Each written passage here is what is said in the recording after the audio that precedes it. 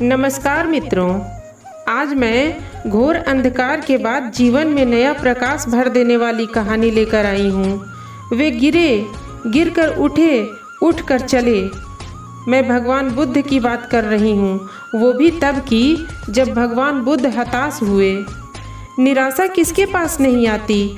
मनुष्य और देवता सभी इस दुर्गुण से परेशान हुए हैं, किंतु उन्होंने अपने आत्मबल से इसे पछाड़ा है और निरंतर आगे बढ़े हैं।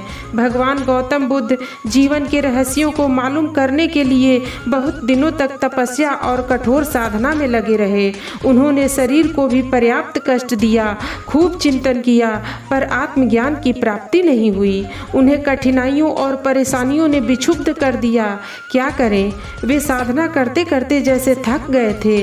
पर्वत जैसे ऊंचे आकार वाली परेशानियों से त्रस्त होकर वे हताश हो गए, या यूं कहिए कि वे कर्तव्य छोड़कर धड़ाम से गिरे। अब मैं और अधिक कठिनाइयां सहन नहीं कर सकूंगा। मैं मानवता के सुख और समृद्धि के अपने उच्च लक्ष्य को छोड़ता हूँ। ये कायरता के शब्द उनके मन में लगातार घूम रहे थे। उन्होंने अपनी तपस्या मध्य में ही छोड़कर घर लौटने का निश्चय कर लिया। वे मन ही मन कह रहे थे, मैं व्यर्थ ही इतनी परेशानियों में पड़ा रहा। मैंने जीवन के रहस्यों को मालूम करने में बहुत सा समय नष्ट कर दिया, पर हाय, हाथ कुछ नहीं आया। इतना समय, परेशानी, शारीरिक और मानसिक कष्ट सब व्यर्थ हो गया।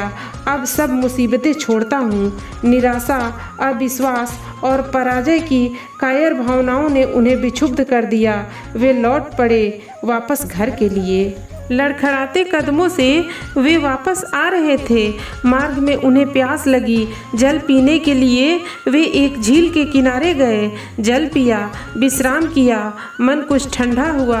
सामने एक अजीब दृश्य देखा। एक नन्ही सी गिलहरी झील के जल में अपनी पूंछ भिगो भिगो कर पानी बाहर छिड़क रही है। एक बार, 2 बार, 10 बार, 20 बार, सैकड़ों बार यही काम कर रही है। वह जल में पूंछ भिगोती है, सूखी धरती पर जाती है और पानी बाहर झाड़ाती है।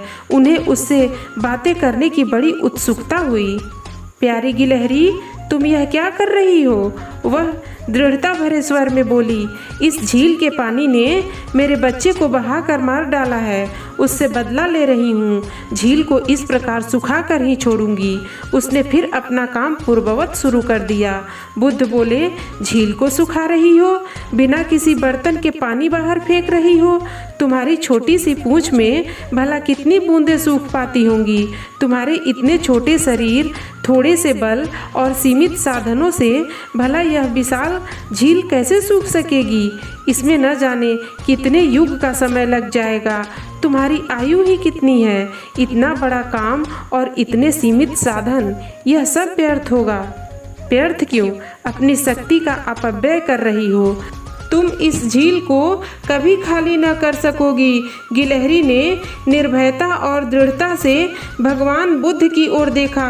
फिर वह दृढ़ शब्दों में बोली, यह झील कब खाली होगी या नहीं होगी, यह मैं नहीं जानती, न इसकी कोई परवाह करती हूँ। मैं दृढ़तापूर्वक अपने काम में निरंतर लगी रहूँगी। श्रम करना, लगातार अपनी लक्ष्य पूर्ति में लगे रहना, कठिनाइयों का सामना करना और अंत में विजय प्राप्त करना मेरी योजना है। भगवान बुद्ध के मन में फिर उथल पुथल हुई। वे सोचने लगे, जब यह नन्ही सी गिलहरी अपने थोड़े से साधनों से इतना बड़ा कार्य करने के स्वप्न देखती है, तब भला मैं, उच्च मस्तिष्क और सुदृढ़ शरीर वाला विकसित मनुष्य, अपने लक्ष्य की पूर्ति क्यों न कर सकूंगा?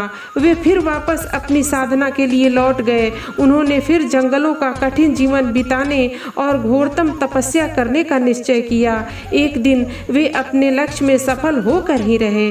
कठिनाइयों से लड़ने और उन पर विजय प्राप्त करने से मनुष्य में जिस आत्मबल का विकास होता है, वह एक अमूल्य संपत्ति होती है और उसको प्राप्त कर मनुष्य को अपार संतोष होता है। धन्यवाद।